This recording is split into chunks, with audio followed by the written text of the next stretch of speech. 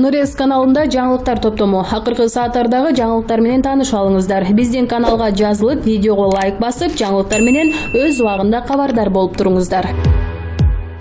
Урматтуу ардактуу Кыргыз Республикасынын президенти өлкө башчыбыз Жээнбеков Сооронбай Шарипович, мындан туура 2 жыл мурда президенттик шайлоодон алдын Чаткал районунун жалпы калың эли менен жолугушууңузга келгениңизде жолдору татаал, кыштары өтө эле катаал болгон Чаткал районубузда эң көйгөйлүү маселе жол проблемасы болгондуктан жалпы Чаткал эли сизден Кудай кааласа президентке өтүп калсаңыз жалпы Чаткал жолдорун асфальттап берүүңүздү, кышы жайы каттай турган жаңы жол ачып берүүңүздү жана Кыргызстан эгемендүүлүк алган күндөн бери Чаткал районунан жогорку кеңешке бир дагы депутат чыкпагандыктан жергиликтүү тургундардын өзүнөн 2020 жылга жогорку кеңешке бир депутат чыгарып берүүңүздү Чаткал эли өтүнгөн элек. Кудай кааласа президенттикке өтүп калсам, сиздердин өтүнүчүңүздөрдү аткарганга аракет кылам деп убада бердиңиз эле. Чындыкты жашырганыбыз чыныгы акмактык. Ачык айтып чынчыл сүйлөйлү. Айтылган сөз адамдын күзгүсү демекчи. Сиз өз убадаларыңызга туруп Чаткал жолдорун асфальттап берип келе жатасыз. Буга жалпы Чаткал эли сизге терең ыраазычылык билдирип кетмекчибиз. Мына бул мен турган жол Чаткал Талас жолу. Бул жол ноябрь айынан баштап жаздын май айларына чейин толук кандуу бүтөлүп калат. Кар оор жааганына байланыштуу бул жолдо толук кандуу жол каттамы үзүлүп, бул жактан каттай албай калабыз. Ушул Чаткал Талас жолуна кышы жайы каттай турган жаңы жол салып берүүңүздү жалпы Чаткал эли сизден дагы бир ирет суранып кетет элек.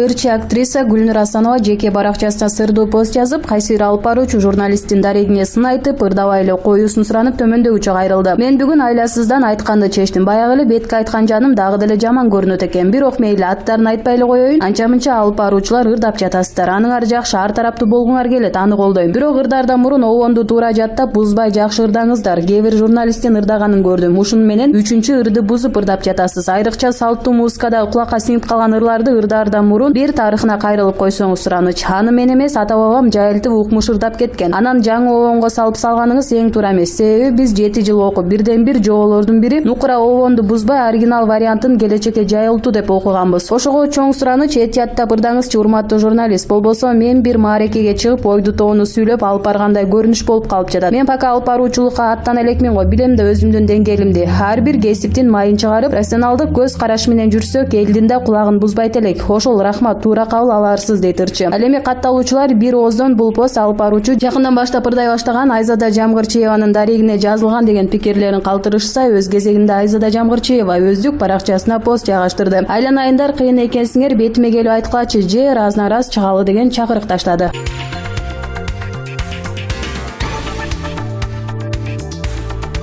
Билим берүү жана илим министри Каныбек Исаков жумуш сапары менен Нарын облусунда болду. Бул тууралуу аталган министрликтин басма сөз кызматы кабарлады. Алгач министр Нарын районуна караштуу Дөөлү айылында жайгашкан Казал Абиров атындагы орто мектебине барды. Кырдаалга карата түзүлгөн шарттар менен таанышып, жаңы мектеп салына турган жер аянтын көрүп, курулушту тездетүү боюнча мүмкүнчүлүктөр караларын белгиледи. Жолугушууда министр мектеп жааматына окуу процесске колдонуу үчүн 4 ноутбук, окуучуларга пайдалуу окуу жана адабий китептерди белекке берди. Ошондой эле октябрдан тарта мугалимдердин айлык акысы 30%га көтөрүлгөндөн кийин Абиров мектебиндеги ар бир педагог канча маяны ала турганы боюнча да маалымат берди. Бул мектепте жалпы 162 окуучу билим алат, 21 мугалим жана 8 көмөкчү кызматкер эмгектенишет. Андан кийин министр Нарын шаарындагы номер 87 кесиптик лицейге барды. Окуу процесси, окуучулардын сабакка катышуусу, окуу өндүрүштүк базасы, лаборатория, цех, окуучулардын тамактануусу менен жеринде таанышып, мугалимдер менен пикир алышты.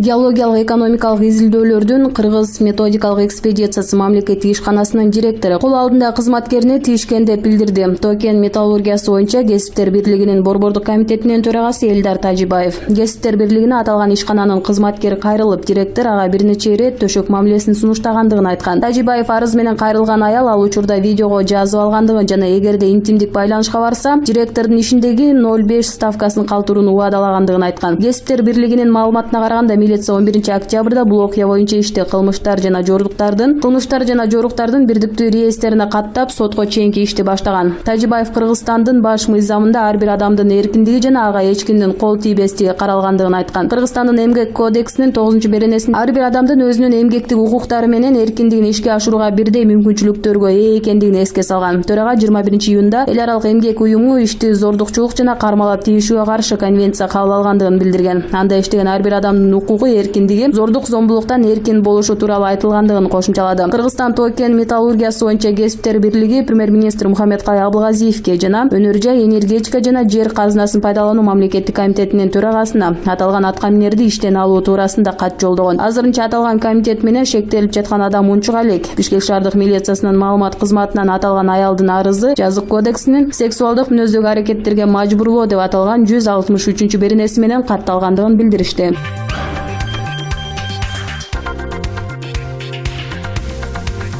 Кыргыз Республикасынын башкы прокуратурасы мурдагы президент Алмазбек Атамбаев Кремтөөл Азиз Батукаевди мыйзамсыз бошотуу боюнча соттук отурумга келбей, экинчи ирет камерадан чыгуудан баш тартса кандай чаралар көрүлөрүн айтты. Башкы прокуратуранын кылмыштык жана жарандык соттук өндүрүш башкармалыгынын улук прокурору Медербек Абдышев билдиргендей, 11-октябрь күнү 1-Май райондук сотунда саат 10:00 Атамбаев, Жолдубаева, Ачкыналиев жана Райымжановдордун жазык иши боюнча алдын ала угууларды жүргүзүү дайындалган. Жазык процессуалдык кодексинин 170-беренесинин 1-бөлүгүнүн талаптарына ылайык алдын ала угуу жүргүзүү бул өзгөчө оор кылмыштар боюнча жана бөгөт коюу чарасын жокко чыгаруу боюнча жол берилбей турган далилдерди жокко чыгаруу тууралуу өтүнүчтөр боюнча дайындалат. Ал эми жогоруда аттары аталган айыпталуучулар өзгөчө оор кылмыш боюнча айыпталып жаткандыгына байланыштуу алдын ала угуу жүргүзүү дайындалган. Мындан тышкары ошол күнү Атамбаев абак камерасынан чыкпай койгондугуна байланыштуу сот залына алынып келинген эмес. Ал тууралуу акты түзүлүп, отурум жылдырылган. ЖПКнын 275-беренесинин 4-бөлүмүнүн талаптарына ылайык, эгер айыпталуучу арыз менен кайрылып, анын катышуусу жок эле сотту жүргүзүүнү суранса, отурумду өткөрүүгө болот. Ал эми Атамбаев тарабынан мындай кайрылуу болбогондугуна байланыштуу процесс жылдырылган дейт ал. Абышев билдиргендей, бүгүн отурумда жабык өтөт. Процесске төрага мамлекеттик айыптоочулар, жактоочулар жана айыпталуучу гана катышат. Кабарчылардын Атамбаев кайрадан абак камерасынан чыгуудан баш тартса эмне болот деген суроосуна Абышев бул маселе отурумдун жүрүшүндө мыйзам чегинде чечилет деп жооп берди. Эскерте кетсек, Атамбаев, Жолдубаева президент аппаратынын соттук реформа жана мыйзамдуулук бөлүмүнүн мурдагы башчысы, Ачкыналиев жазаларды аткаруу мамлекеттик кызматынын мурунку жетекчисинин кеңешчиси жана Райымжанов гематология улуттук борборунун мурунку директору коррупцияга айыпталууда. Эске сала кетсек, жогорку кеңеш тарабынан мурдагы президент Атамбаевдин экс-президент макамын алуу боюнча атайын комиссия түзүлгөн. Комиссия ишинин жыйынтыгында Атамбаев бир катар кылмыш иштерге тиешеси бар деген чечимге келген. Атап айтканда, Бишкек ЖЭБин модернизациялоо, бир катар коррупциялык схемаларга, Кремтөөл Азиз Батукаевди мыйзамсыз бошотуу, Бишкек ЖЭБини көмүр сатып алуу, коррупциялык схемаларды түзүү, Кой Таш айылында жерлерди мыйзамсыз алуу жана акча чыгарууларга тиешеси бар. Убактылуу комиссиянын тыянагында Батукаевди бошотуу Атамбаевдин тапшырмасы менен болгондугу көрсөтүлгөн. Учурда ИИМдин тергөө кызматы тарабынан Кыргыз Республикасынын кылмыш жаза кодексинин 319-беренесинин 1-бөлүгү коррупция боюнча сотко чейинки өндүрүш жүргүзүлүүдө. 2006-жылдын 3-августунда Чүй облусунун Аламүдүн районунун райондук соту Азиз Батукаевди бир катар оор жана өзгөчө оор кылмыштар үчүн 16 жыл жана 8 айга эркинен ажыраткан. Бирок Атамбаев Батукаев уюшкан кылмыштуу топтун лидери, коомчулукка жана мамлекетке абдан чоң коркунуч алып келүүчү адам экендигине карабастан, Кыргыз Республикасынын УКМКсынын төрагасы Атахановго аны ар кандай себеп менен абактан бошотуу тууралуу тапшырма берген. 8-августта кечинде Атамбаев кармалган 1-Май райондук соттун чечими менен ал УКМКнын тергөө абагына 26-августка чейин камакка алынган. Кийин 1-Май райондук соту анын камактагы мөөнөтүн 26-октябрга чейин узарткан. Булак кабар KG.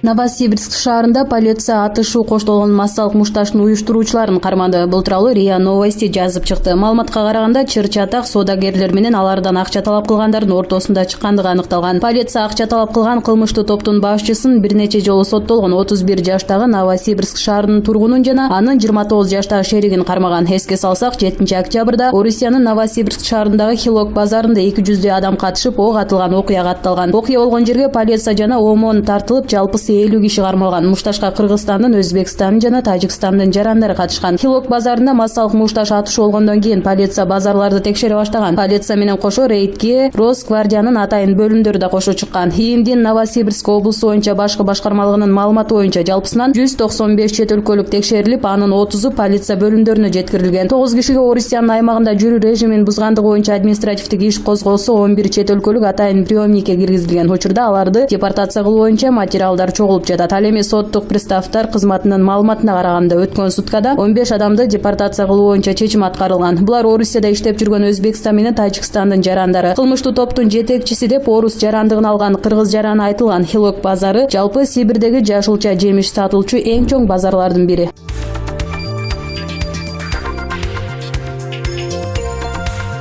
11 октябрда Ашхабад шаарында көз карандысыз мамлекеттердин шериктештигинин мамлекет башчыларынын кеңешинин кезектеги жыйыны өттү. Орусиянын президенти Владимир Путин өз сөзүндө КМШнын алкагында бирдиктүү финансылык рынок түзүүнү ойлонуу керектигин айтты. Бирдиктүү финансылык рынок түзүлө турган жагдайда жарандар жана компаниялар үчүн финансылык кызмат көрсөтүүнүн жеткиликтүүлүгү жана сапаты жогорулайт. Финансылык тармактын эффективдүүлүгү өсүп, атаандаштык да өнүгөт. Мындан улам Суперкейчи порталы. Путин КМШнын алкагында бирдиктүү финансылык рынок түзүүнү сунуштады. Европалык Союздун постсоветтик өлкөлөрдө ишке ашуусу реалдуу деген суал салды. Жогорку кеңештин депутаты Акылбек Жапаров реалдуу сунуш экенин айтты. Абдан реалдуу сунуш. Бирдиктүү экономикалык аймак түзүп жаткандан кийин бирдиктүү финансылык рынок болушу толук ыктымал. Бул жерде ар бир өлкөнүн саясий жана амбициялары болбосо, экономикалык жактан биригип, бири-бирибиз менен соода кылып жатканда өзүнчө бир валюта киргизсек болот. Бардык өлкөлөр рубльдин базасында жасайлы дегенге каршы болсо керек. Евронун моделинде валюта ойлоп чыкса болот. Алтын деген сөздү киргизсек туура. Анткени орустарга бизге да түшүнүктүү сөз дейт Акылбек Жапаров.